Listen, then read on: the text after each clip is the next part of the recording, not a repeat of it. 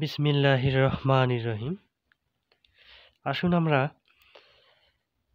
আজকে যেসব দেশের মুদ্রার নাম রুপি, মনে রাখার সহজ একটি কৌশল হচ্ছে পিনস।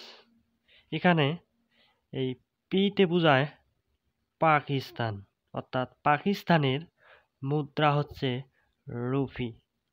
আইতে হচ্ছে ইন্ডিয়া, ইন্ডিয়ার মুদ্রার নাম হচ্ছে রুপি।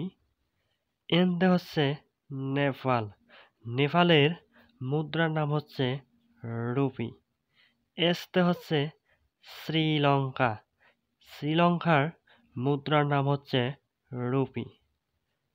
আবার এসতে হচ্ছে সিসেলিস, এই সিসেলিসের মুদ্রার নাম হচ্ছে রুপি। ধন্যবাদ সকলকে।